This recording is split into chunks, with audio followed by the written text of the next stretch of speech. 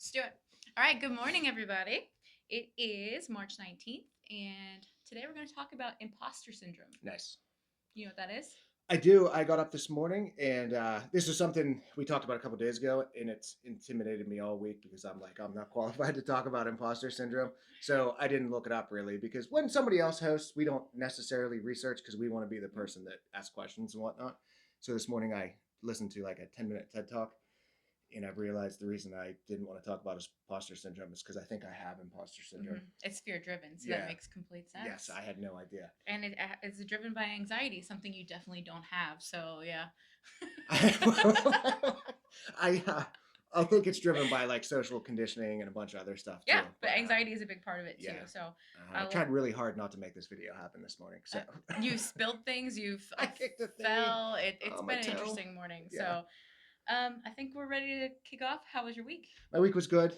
We had a big Monday. We worked with I think 6 of the 7 schools in Indiana County at IUP with the United Way and compared our Indiana County kids to kids throughout the state. Some questions, answers, statistical analysis, and whatnot. It was pretty good. It was I felt as far as imposter syndrome goes, I felt like I was deserved to be there. Felt like I Good. was good. I felt like I did. And then on Thursday, I'll let you talk about it, the Alice Paul House. But we had an event at Chestnut Ridge, and probably more importantly, Friday night got a wedgie from Pizza Nomads, and Mm-hmm. then last week or last night I got food from the roadside in Shalakta. I'm gonna put all the contact information and whatnot for the Shalakta. You guys know I'm a big wing eater, and They're awesome. dude, they're the best. They were really good. We got Luigi's wings a lot, and they were like that, but like a little crispier and what. They were good. The sweet heat ones are really good. I'm always gonna stick with classic buffalo though. So, not to I will segue a little bit off of this. Please. So, there is another roadside. It's like a little bar. Mm-hmm. They have like a little bar right outside of Salzburg. So, went there with people after kayaking. Leroy found this hole in the wall place, and Of in course. best food, best food. Their wings were amazing, and then now they have the one in Chalakta too. So, I'll have to. I'm friends with Sam Kenley, the owner. He's part of the Rotary and does the Flags for Heroes for us. mhm. And Sam and Nicole own Goosehead Insurance on 6th Street. So Oh, cool. I'll put some info in for them too. They're good people, and they do a ton of work with Rotary, and they're active in the community, and they're uh, they're good people that I can kind of they're little mentors for me. So because they're just a few years older, got their shit together a little bit more than I do, and Yeah, there's good people. I like them. there's the people you want to surround yourself Yeah, with for sure. for sure. Yeah. We'll talk about Alice Paul House event. Justin and I attended one. I was there on time. Of course, he was late, but I have a different real job that I can't. That I so do I. Yes. But anyways, Shit, you we do. went to the Alice Paul House event, and it was creating a healthy future. I think it was called, Mm-hmm. and we sat around the room with just a bunch of different community businesses that were just for improving our health and Adagio, Dr. Jason Rowley, the Alice Paul House, of course, was there. Um, RMC, the Veterans Center, which has a lot of great resources for women now. Um, so it's when you look at the statistics of how many women are assaulted in the military, insane. oh wow, I never even They have considered that. so many resources now, Good, and having a veteran at the gym, they have been a great resource for him in his physical therapy, stuff like that. So good. Theo Turner from IUP's muscle program was there. It's MSCLE. If you want to look it up, I'll throw some stuff in there. Highline Pharmacy was giving flu shots and whatnot, and there was a there was a couple other groups there. It was a good event though. It was mhm. nice. It was nice to be part of it. So that was kind of going on. We attended that as gym therapy and for Green Fire Yeah. CrossFit. Um, my week besides that was pretty good. Gym, we tested out some of the quarterfinal workouts, which are the next stage for the CrossFit Games. I made the quarterfinals and I Nice. made age qualifiers, but I decided just to test these for fun and then wait for the age qualifiers to come out and work out people or work out in the division of the 35 to 39-year olds because I feel like the 19-year olds might have An one edge up on on you. me a little Do bit. they? yeah. Yeah, they might recover just a little bit better, you know. They, Um, yeah, but I mean, look at what you're doing. If 19-year-olds could like sign up for your abilities at, well, how old are you? 40? 40? I know, 37. mhm. Yeah, they probably sign up for that. So good job, kudos to Yeah, you. I'm excited about Woo! it. I'm the only one to clap. Woo! But good Woo! for You're the you. only one in the room. Yes. Uh, so yeah, it was good stuff this week. No real challenges this week. It was a Yeah. good week. This morning I drove around. Everybody hates the sound of their own voice. I drove around doing voice exercises, so hopefully this comes across a little bit better. It's hard to enunciate and it's hard to like talk with tone and inflection and like really get out like it is hard. I mean, You is want to try it it? again? Yeah, it It is. For depends you have a you're used to speaking in front of people a in the lot. in Yeah. the gym and it's very big and open. I'm not. I'm used to sitting one on one and talking to people. And I know way back when I do like telemarketing, like for the week that I did it, when I would drive home, like man, my voice is it's there, it's full, and it's not like that a lot. So, I have but to be loud in the gym because we have fans on and music, and that's uncomfortable for me. Yelling is very uncomfortable for me, yeah, but sometimes I have to yell. So I have to embrace that side of me at the gym, and it's not always comfortable. And then afterwards, I'm like, oh my gosh, I was too loud. That was weird. I was awkward. I should have did that. yeah. But I'm gonna start smoking just to all make right, it go on. we'll segue right into All it. right. So we're going to talk about imposter syndrome today, and it has a few different descriptions for the word. Can be imposter syndrome, imposter phenomenon, or imposterism. And it's a psychological occurrence in which people doubt their skills, talents, or accomplishments, and have an internalized fear of being exposed as frauds. Yep. Never mind. We figured it out. I don't have to ever get psychoanalyzed again. I'm leaving. So even despite there being external evidence of their capabilities, they don't believe that they deserve success or luck that they had getting where they're at. And I thought that was really interesting because I am very awkward at accepting compliments.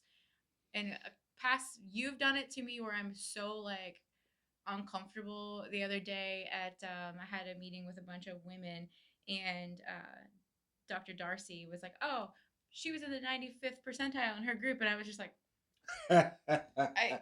And I always think like it's not because I'm that good. It's just because, I looked into it. yeah, I'm the only one yes, that did it. I'm the only one that owns a gym, so no one else can.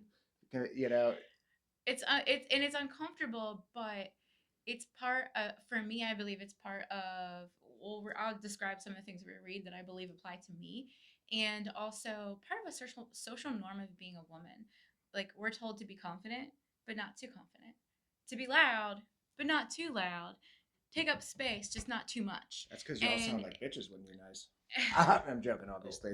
when we're nice, That's something, or whenever you're loud and you try to like impose your will.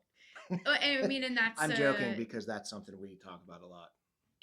that's something I think that a lot of women struggle with. So actually that's going to segue right into talking about the imposter phenomenon. It was introduced in an article published in 1978 by Pauline Klein and Suzanne Imes, and it was titled "The Imposter Phenomenon in High Achieving Women, um, in Dynamics and Therapeutic Intervention." They surveyed over 100 different women. They were all participants had been formally recognized for their professional excellence by colleagues, and they displayed academic achievement through degrees and testing scores. Despite having consistent external validation from colleagues, from friends, from family, um, they lacked the internal acknowledgement of it. Some attributed their success to luck. Other people believed that others overestimated their capabilities.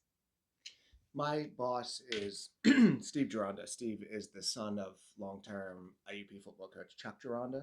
Mm-hmm. So Steve and I speak the same language whenever it comes to just anything. We talk football, we talk sports and whatnot.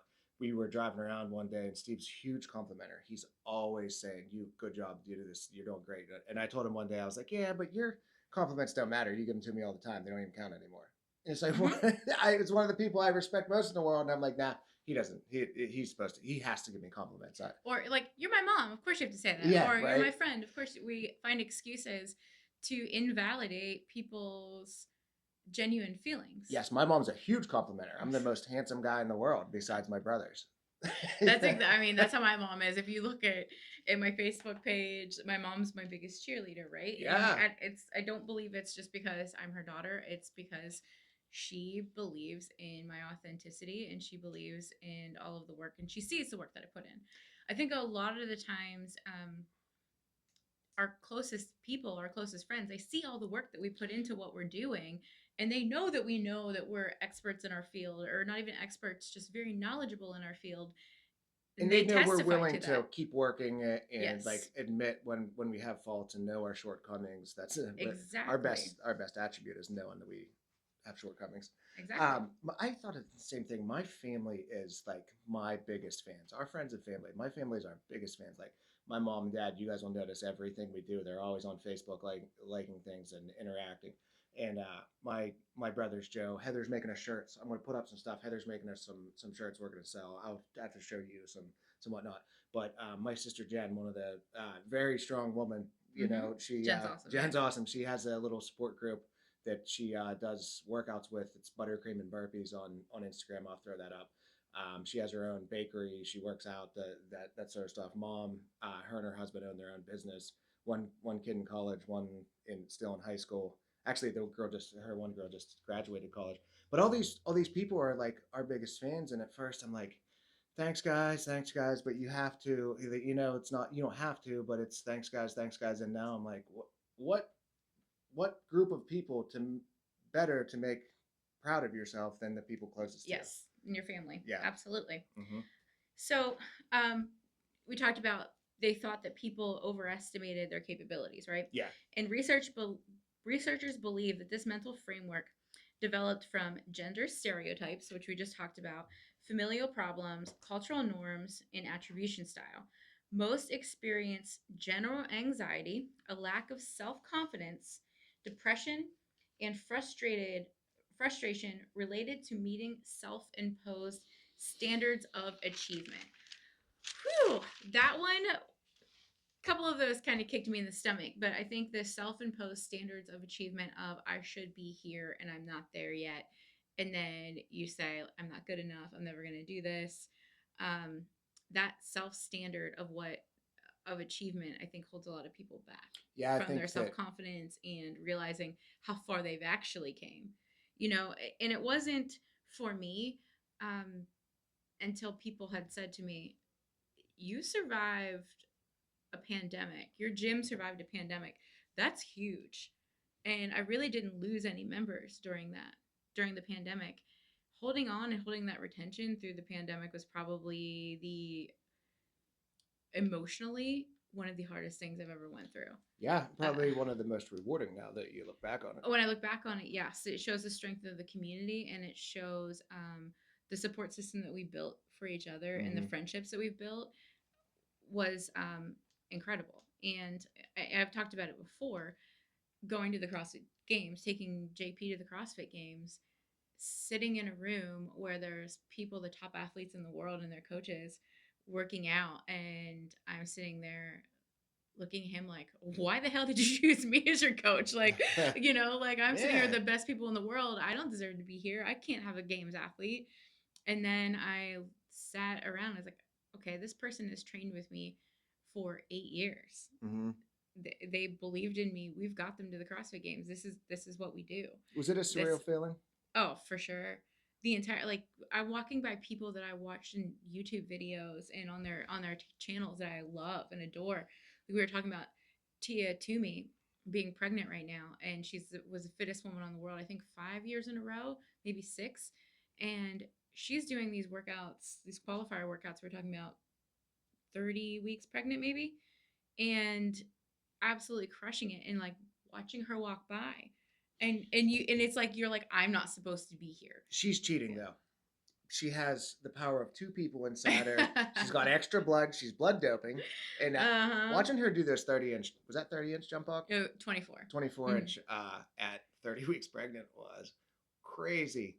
Watching Yes. her do that, that was wild. Just And her woo. and the modified burpee she has to do because you can't, lay on your pregnant belly. Yeah. Insane. But seeing those groups of people and thinking, I don't deserve to be here. I don't deserve to be here with the top people. And you do. Like you've You earned those you no places, and no you no have to have those you do conversations. personally. Yes. Yeah. And you do. You have to have those conversations with yourself Hmm. of, yes, I deserve to be in this room. I've worked for, 8 years of my life to be in this room. I've poured everything I have into this community for 8 years. I deserve to sit in this room. Good for you. But it takes, one, recognizing the thought, two, shutting it down, and three, basically writing my own narrative back. Yes. And I think that that's where a lot of people struggle. Those intrusive thoughts come in, and they tell you that you're not good enough not to be here, and then a lot of people shut down. I have to And be then they constantly yeah. reminded about intrusive thoughts because Mhm. you don't mean to, but you're just anything you're doing, you're like idiot, whatever. And I make the joke all the time. I'm not going to again, but it just like just stop with the intrusive. Like you know what they are, you know to recognize them and whatnot. Just stop. You don't. I don't know. You walk into Sheets to buy a drink and come out like the person across from you didn't think, look at that idiot coming in here for a diet Dr Pepper. You know, I mean, they might have, but who really cares? well, I've been in customer service. We absolutely do say that about you. No. So the other thing too, personally, a lot of times I will shut down my own accomplishments because I'm like, well, I don't have a degree in this. I didn't go to school for this. Yeah, so much of our validation, I think, for people our age, it comes from a college degree, and it doesn't. I don't know. It just doesn't make It's sense. great. And I'm I feel not dumb even saying these words out loud because there's no one here with a degree to validate me yes. and say, yeah, you're right. No, I understand that thought too. I think we discredit life and experience a lot. And in our brain, because we were taught since we were kids that the gold standard was you have to go to college to be intelligent or to have a career. And there are people that are building careers by getting experience in their field and learning and becoming the very best by studying the habits of successful people in that field and learning about it and mentoring with people. Hmm. And I think that that's a really great way to become amazing in your field, even if you don't have a degree. I've spent the last 14 years inside a singular brick and mortar building wherever I worked at, so I wasn't out in the world, and I spent so much time, and I didn't get involved in groups, organizations, charities, any of that stuff, and I didn't realize how much knowledge I gained as a salesman and applicable skills until I got out in the world and I see people of high success and low, I don't want to say low success, but a different type of success and Mm-hmm. doing this. And it's like, dude, I'm qualified. I might not be an expert in their area, obviously, Yeah, but I'm qualified to live the same quality of life they are. absolutely. Mm-hmm. So Clance developed a scale to measure the imposter syndrome phenomenon in 1985, and it can be used to determine if fear is present in a person and to what extent, as well as self esteem and their perspective of how they achieve success. What's this called again? It's called CIPS, and it's CIPS, and that's a Clance imposter phenomenon scale. Nice. So, six characteristics, and you must have at least two to identify of having imposter syndrome. Okay. So, the imposter cycle, to talk about what that is. Oh man, could you imagine if our imposter cycles all match up? So, to identify on the cycle, it is you start a new task or project, you have anxiety, procrastination, or you over prep. Then the project's complete, you have a brief relief, and then a sense of accomplishment. Then I was lucky. Someone else would have done a better job on this. Then increased self doubt and anxiety and feeling like you failed. And then the cycle starts again. So Okay. it's like this whole intrusive thought cycle. Um, Second one would your need to be special or to be the best. Three, characteristics of Superman or Superwoman. Four, fear of failure. Five, denial or ability in discounting any praise. Six, feeling fear and guilt about success. Hmm. Hmm. Hmm. Hmm.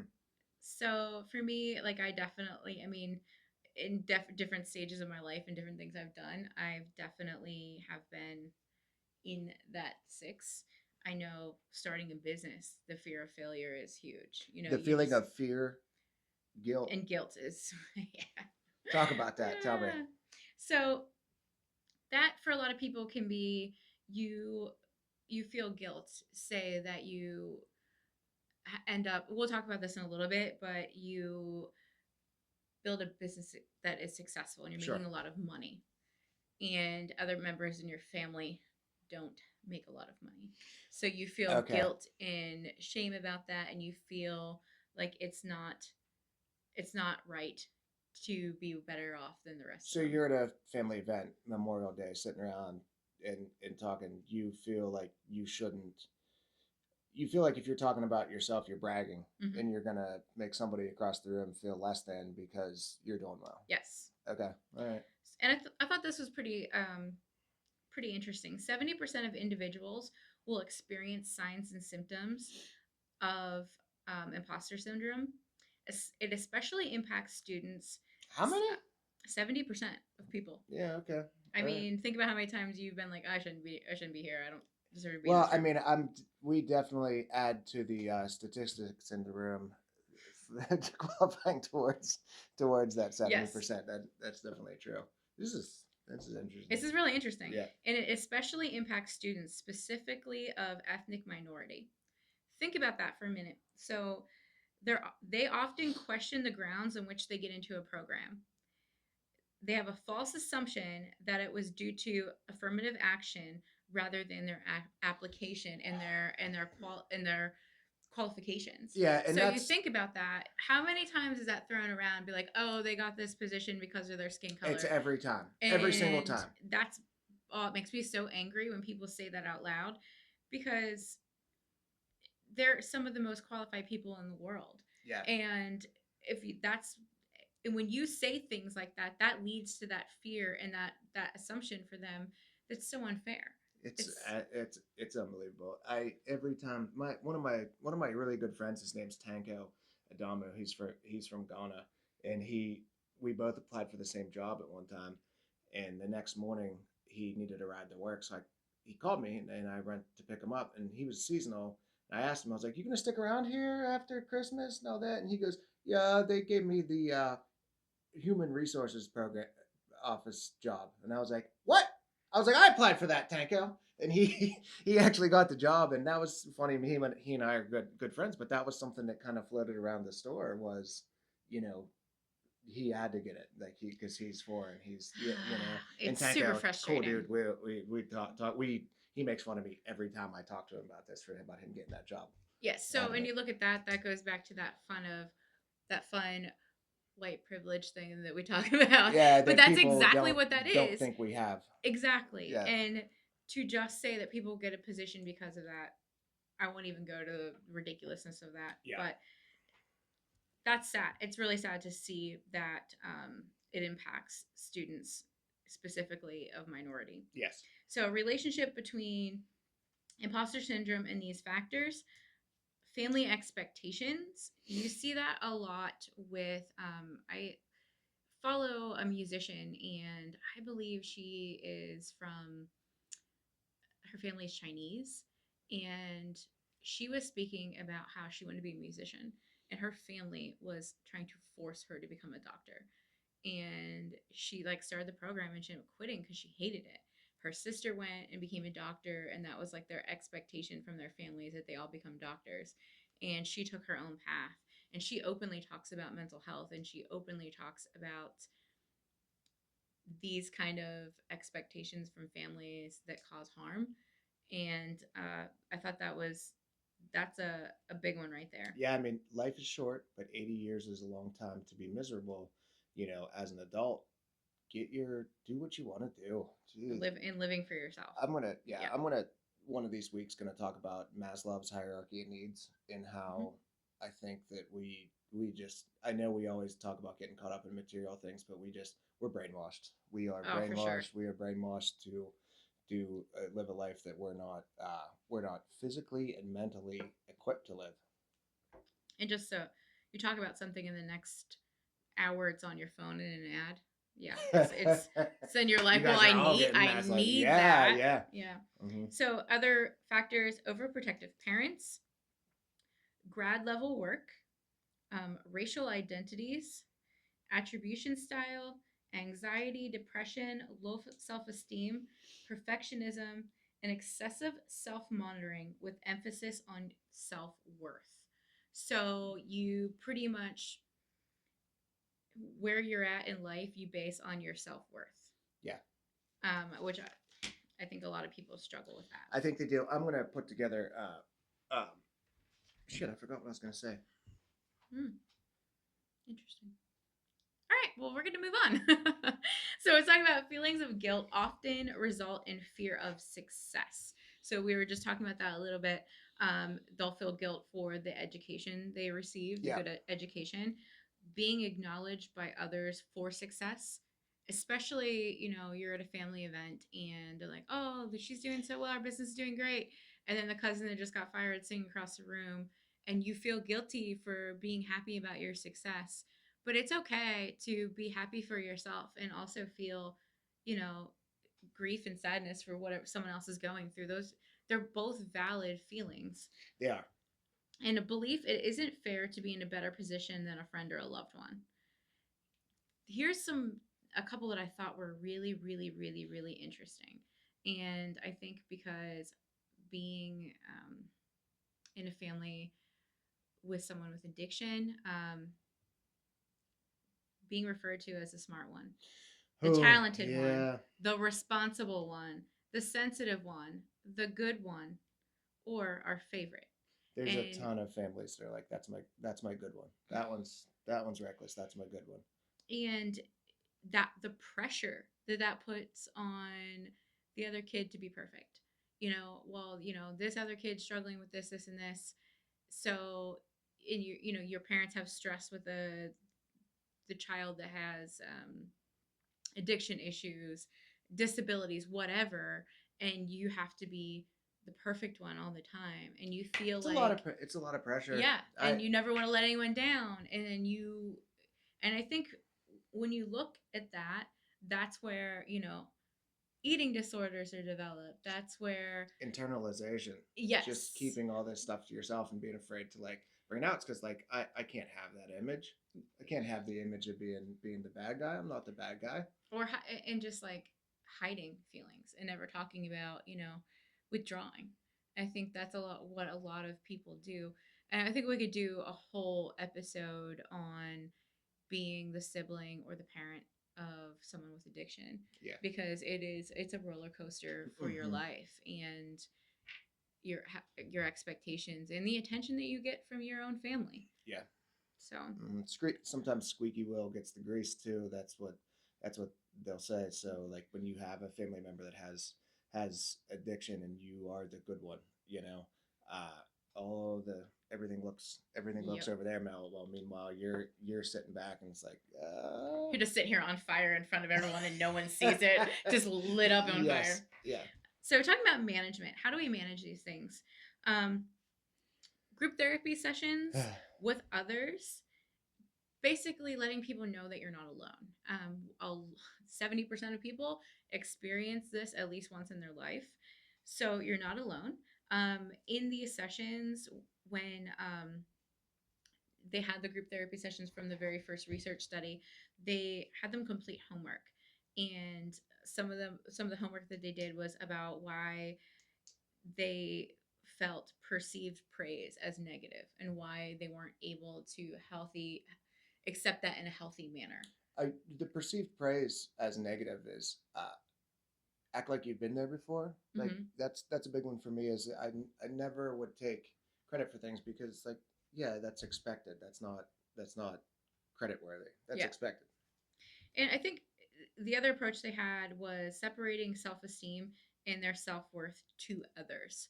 So having your self esteem is about like feeling good about who you are, your characters, your core values, and your self worth to others should not have anything to do with how you feel about yourself. Correct.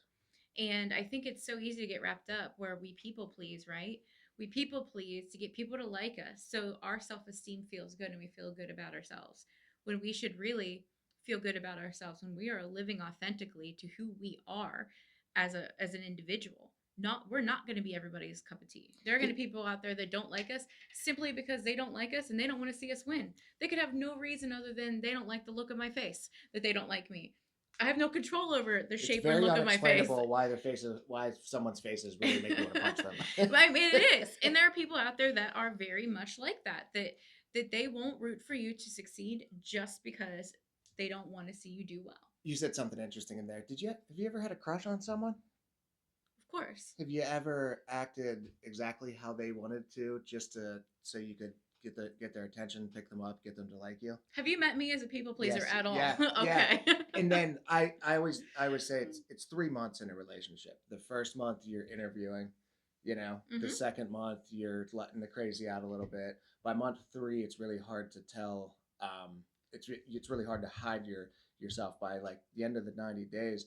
If you were just people pleasing and just like trying to get their attention and just trying to pick them up, and then all of a sudden the wheels start to fall off a little bit, it's because you weren't being your genuine self. Yes. And that's a tough thing to learn because like there's nothing in the world more intense than a love of a crush or something like that. It's just it feels you, and it happens at different times in life, especially as teenagers, because you have all those chemicals going anyways. As a teenager, for sure. I think in like my adult life, I tried to avoid things that bothered me. Of like I've for my adult life, I've been pretty much the same person, Mm-hmm. but when things that bothered me, I just wouldn't communicate, and I would just let them build up until I was like, I can't deal with this anymore. This person drives me nuts, or these it's like shit, I was wrong. these too. certain quirks that like you don't realize are a problem until that honeymoon phase wears off, and you're like, oh, that ain't gonna work, and You know that's what? part of you.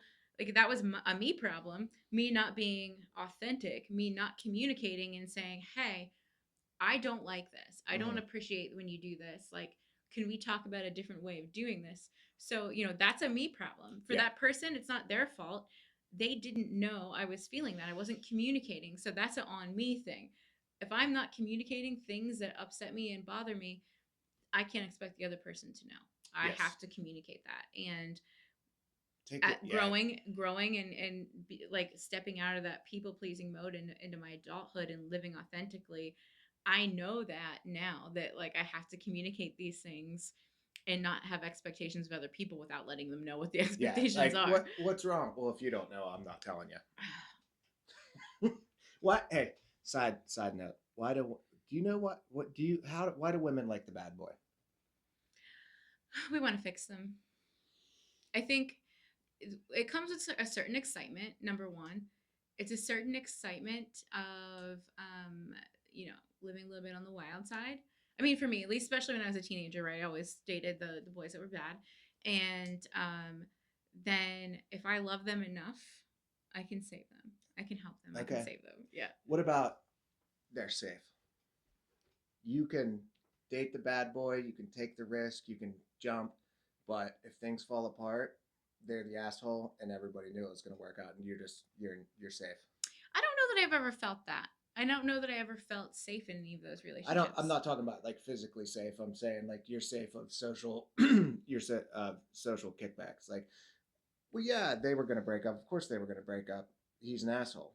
I don't So know that like, I've ever. whenever you're out of the relationship, it's like you're still the good guy.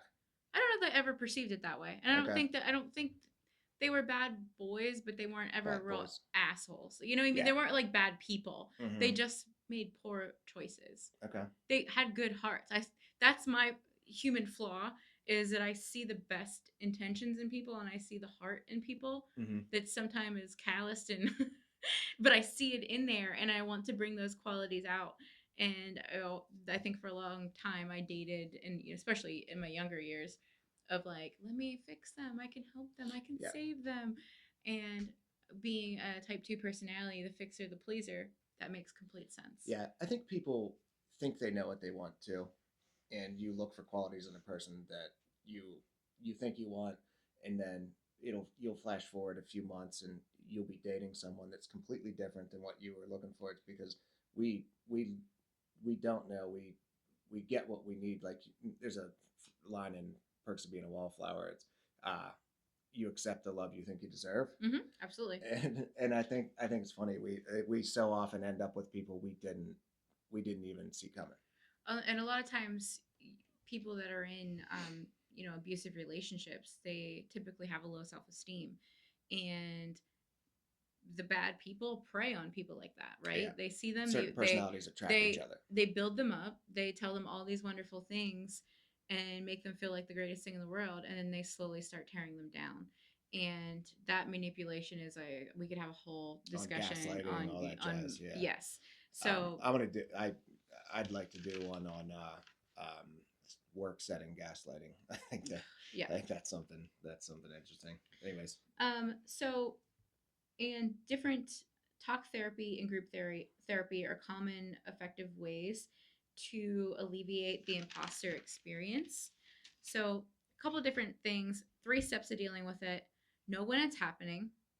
So, when you start to have those, like we talked about, intrusive thoughts of, hey, I'm not good enough, I shouldn't be here, I am the least educated person in the room, whatever in thought you're telling yourself, own your success. Yes, I did not go to college for strength and conditioning, but you know what? I've owned a gym for 8 years. yeah, I've managed to get someone to the CrossFit games. Challenge your own symptoms. Why don't I think that I'm worthy to be in this room? yeah, What?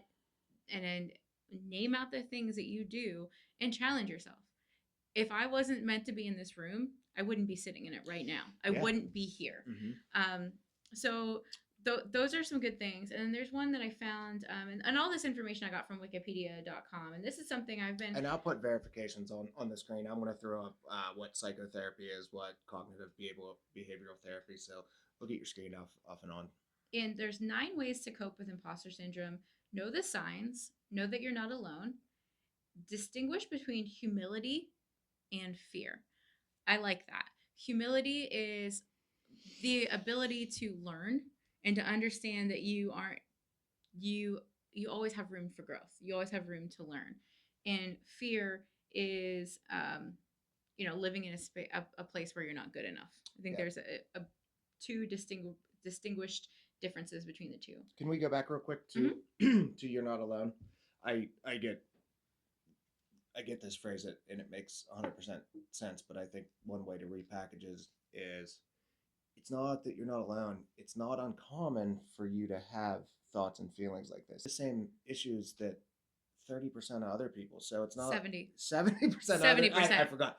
You're not alone, as in it's not uncommon. It's 70%. 70%. That's a lot. Let go of perfectionism.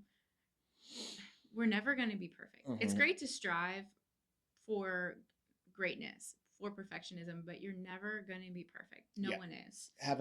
There's no perfect time to get married. There's no perfect time to have a kid. There's no perfect time to do any of that stuff, and those are our biggest life events. Yes. So you need to just kind of jump. You can't wait till everything's perfect till you do it. A lot of people say they're not gonna join the gym after they work out a little bit. They need to be in shape to go to the Yes. gym, and that's like saying you need to money in your wallet before you get a job. And the other thing is, like, give yourself attainable goals, right? Like, if you're giving yourself unattainable goals to meet in a month or a year for whatever it is you're doing, Mm-hmm. you're just setting yourself up for these thoughts, this beatdown. So small goals, attainable goals. Be kind to yourself. That's one that, if you actually take one day, and every time something difficult shows up or something bad happens, write down your intrusive thoughts in one day. Look at that paper and ask yourself, would I look at my best friend and say these things to them? You could probably quit by noon. If you wouldn't say those things to someone you love, why are you not giving yourself that same love? Why are you speaking to yourself that way? How you speak to yourself matters. If you can't say something positive about yourself, just don't say something negative about yourself. There you go. Track your success. So write down the things that you're proud of. Write down the things that you've done that you can measure and say, like, hey, this is really great. I've grown here, or I've done this. Or it doesn't have to be about money. It's not always about money. Success is getting an extra walk in for the day, meeting your exercise Hmm. goals, um, reaching out to someone you haven't spoke to for a while and telling them that you're thinking of them. Hmm. Those are things that are successes. And I truly believe if you live your life right, money will come. Hmm. You never go without. I like this one a lot. And this is talk with your mentor and a manager. So, when I was reading all of this information, one of the things they said is in colleges now, they're setting up mentor programs, um, where these, so specifically, a lot of the undergrad students, they were the big ones that are suffering from, or I'm sorry, grad level students. They're the ones that are suffering the most from imposter syndrome of walking into a field and just being overwhelmed. So having a mentor, and I know at the bank that my partner works at, they actually do mentor programs. He's still being mentored. He's been there for 15 years. Yeah. He's still with his mentor. He mentors someone else, and it's like a trickle down effect where they're building these people up so that they don't feel like frauds or imposters in their field. They have people that they can bank back and forward information on and not feel out of place. Imagine you're 24 years old. You just graduated with your master's. You are a young black person. You're a young foreign person. Um, and you just got a job in Homer City as, and I'm just saying Homer City, it could be Spangler or Johnstown, anything. You just get a job at a big factory and Mm-hmm. you walk right in and hey, your job is intern, your job is HR, your job is anything. Imagine the thoughts. Yeah, I mean, your whole life you're just a kid. You don't know anything. You've never had any real world experience. Any problems you've had are so what? You're just a kid, and you're foreign, so you automatically have the negative connotations that float around. Yes. And you Well, in walk this a small area in a like that, small area, yes, and you walk in, and unfortunately. it's your first day. Hmm. You got some hurdles to overcome. I mean, I feel like a Just lot perceptionary. of the students, IEP students, Mm-hmm. feel that way, and I think that that was part of the multicultural um, division that was at the Alice Paul House, and like that's part of their program is Yes. helping people feel integrated in the community, and I think that that's so important. And we live in an area, it's now finally becoming diversified. Like we've lived in an area that has been pretty much, I mean, for lack of a better terms, whitewashed. I mean, it's been the same people that have lived here all of their lives, and we're finally starting to see different cultures move in the area. Different It's diversity is different. amazing. It Like I love is. seeing it. Yeah, and I And love learning new stuff and just like very food driven. I love it anytime we have different places like that and just learning different perspectives and the way things work in the world. We're all you can learn so much just by having a conversation with a person sitting across from you. yes. And I think that one of my biggest drives at my business is letting anyone walk in and let them know that they're seen for who they are. I had a conversation with our adaptive athlete when she reached out to me. She's in a wheelchair, and the first thing she said to me was, um, would you be willing to train me? And I was like, yeah, of course. I was like, please help teach me if I How to say, talk to you. and if I say something that is offensive, that is this or that, please let me know, because I want to know the right way to speak, because you don't know, do people like to be called adaptive, they like to be called handicapped? Like I want to know what you prefer, and I want to treat you the way that you want to be treated. And she sent me a message back, and she's like, you're one of the first people that has seen me for a person and not for my disability, because there are people that just dismissed her. Yeah. Now this young lady is number fourth in the entire world in her Mm-hmm. division because she was seen and she was heard, and that is incredible, and I don't, and it's uncomfortable for me to take credit for people's places of Yeah. where they're at. Like JP being eighth in the world, her being fourth, and I have to say that a lot of it is because like I let them teach me what do you need now, and I tell them to listen to their own bodies, and I put them in the driver's seat and I sit passenger with them on their journey, And and I think that that's people give you a roadmap on how to talk to them. yes, absolutely. Mm-hmm. And I've learned so much from her. And like and it's cool when you like give those people like the freedom to be who they are. Like her and her boyfriend are both in wheelchairs, and they make they make wheelchair jokes all I the know it's the time. best thing. My And then you're like, you feel uncomfortable for laughing, but you know what? They feel comfortable and they feel safe and they feel seen and they feel heard. So they are able to be just who they are. yeah, I learned very early on in life. My dad had polio. Shout out to my dad too. Just found out he does not have Parkinson's. So in the Yay, that's last like great. 4 years, COVID, lung cancer. Just found out he doesn't have Parkinson's. He's dealing with post polio syndrome and Listen, Joan and whatnot. more, all right? You stay Come on, healthy Big for Joe. us. Yes, but he used to say when we were kids, he would just it was like he gave me the advice. He said, "You got to piss with the dick you got." And I asked Jazz that within like 10 minutes of knowing her because I listened to her to talk, and for Yeah. like 30 seconds, I was like, and I threw out the little thing. I was like, "Do you want us to call you handicapped or handy capable?" And she's like, "Don't do that." I remember that. Yeah, and we just made a couple Yep. jokes, and it was like nothing because it's just it's their life. It's how they go to live. Yes. This is like we talked about kids earlier. This is the real one for them. Hmm. Other ways to cope: say yes to opportunities. Yes. So I have never coached someone in a wheelchair. I never coached any adaptive athletes. I was up front with them. Never done this, but I'm willing. Let's do it. And here we are. We're saying Anybody's first yes. response that is no, negative, not, can't, just you got to get away from those people. And for a long time, I was totally uncomfortable with the idea of doing personal training, one-on-one training. Now accepting one-on-one clients, and I Yeah, love it. I love it, and it's something that that's a it's third time I rewarding. clapped for you.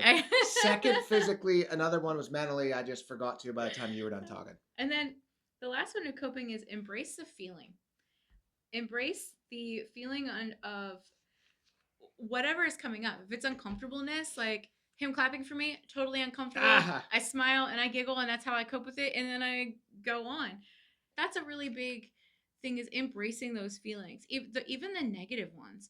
You have to acknowledge them, and you get to decide what you do with them. yeah, they're either going in or out. Either you push them out, or you sit with them. It's up to you. It really is.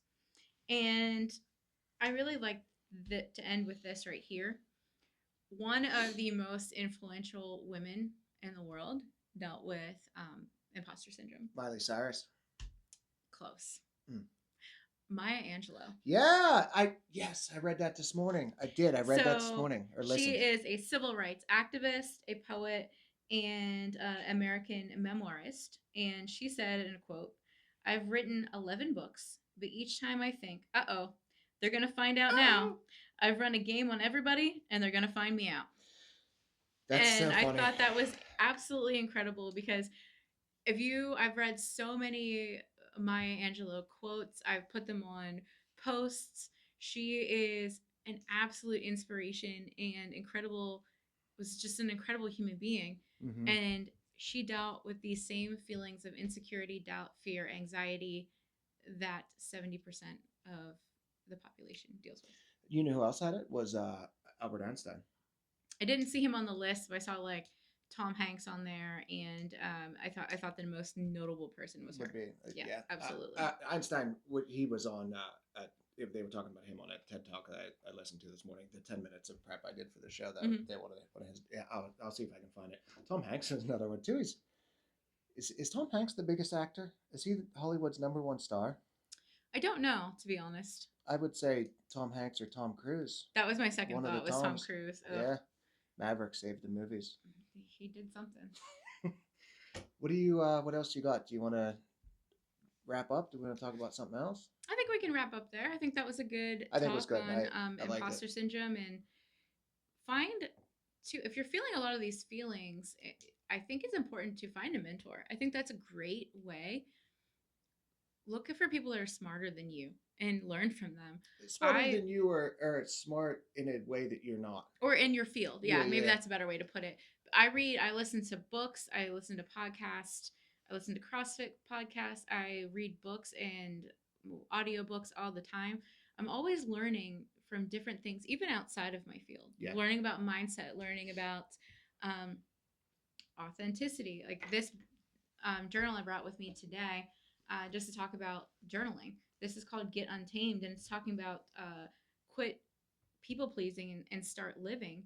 And I think that kind of plays into this. This is helping me find out who I am, Mm-hmm. and that drives me into living authentically and living the best version of myself, where I don't have to feel like an imposter because I know exactly who I am, what I stand for, and what I do. Mm-hmm. And when I do have those feelings of self doubt, I can play back into these things. And the cool thing about these journals is they're guided, right? So when you do these kind of journals, um, you can, like, what is your anger trying to reveal about you and your boundaries and beliefs? Different things. And money. Hey, I found money. All right, that's a good luck Woo! sign. That has to be good luck, right? There's It's gonna like be great. dollars in there. I'll take it. Um, I think it, some of the charm that comes from behind our podcast too is we mentioned Tom Hanks and Tom Cruise and Maya Angelou and all this kind of stuff. We're not trying to give people we're not like follow us and you're going to be a multimillionaire in 6 hours.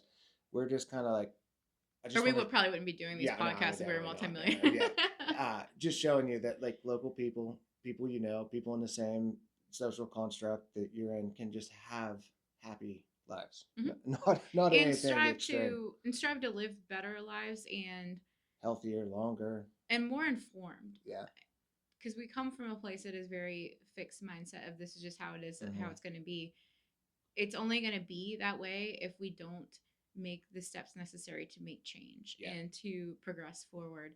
And just dealing with what we went through in 2020 through COVID, all that standstill in time showed a lot of things of how we were so busy that we were running from our own mental health issues. We can't even book And when therapy they caught sessions up, now. we all there's shortages on medicines, there's shortages on doctors, there's shortages on professionals. And what I hate about that is I think the most renewable resource we have is human beings. Mm-hmm. And there are so many people in this area that have psychology degrees, sociology degrees, life experiences that don't have a degree behind it. And we're all just kind of sitting on our hands, not helping each other out. And I know that we all want paid for this stuff and we all want that, but you got to just come step out and do it and do your part in the community and help out people. Be mentors if you Yes. have the ability. I want to start a little program where there's mental health sponsors where you can just have one person and you can just be like, hey man, I'm having a day. What do you think I should do with this and that? So I think that where people get burnt out on that is when it's unpaid, is people take advantage of it, right? People So then definitely they take like just advantage of it call and use you as event session. And we've all ran into those family or friends that just call and just only over and over like and over, abuse word vomit on you, and by the time you leave, you're like, oh my gosh, hey, and I'm so tired. They're called like energy vampires, right? I, They like suck your energy out, and then by the rest of the day, you're like, man, I'm exhausted. What just happened to me? yes, as the sponsor though, that's a perfect opportunity for you to work on boundaries Mhm. and teachable moment. That's boundaries. That's one thing with Alyssa. Sometimes she'll not annoyingly, but she'll wear on me like over and over and over again, and I'm like she's starting to coach me, and I need to remember to flip it, and I do learn a ton from Liz, but it's like remember to flip it. She's not going to get offended if I say, hey, let's stop for a second, let's work on this, let's talk about this. So also, when I just lost my thought. She's doing a great job too. She's ready. She was always going to move out in about springtime, and I think that she's done some great things, and she's ready to move on. She's ready Good. to do stuff. I'm really happy and proud of her. And to flip back for a second to the some of the financial stuff, we are gonna start selling T-shirts.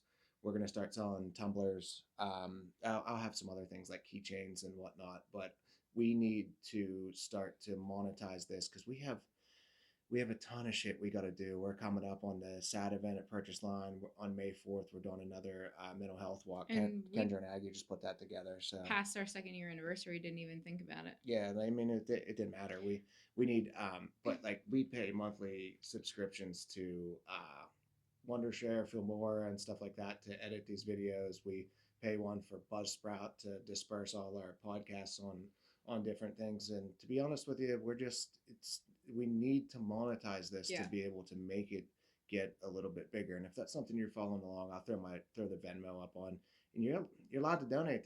We're a 501c3. It's taxable. You can write it off, Hmm. that sort of stuff. And I mean, you donate to some bigger things like 7-8% of your money is going towards it. Like right now, 100% of your money is going to be going towards uh, either the materials or the effort put Yes. behind this. So we Yeah. appreciate you guys very much.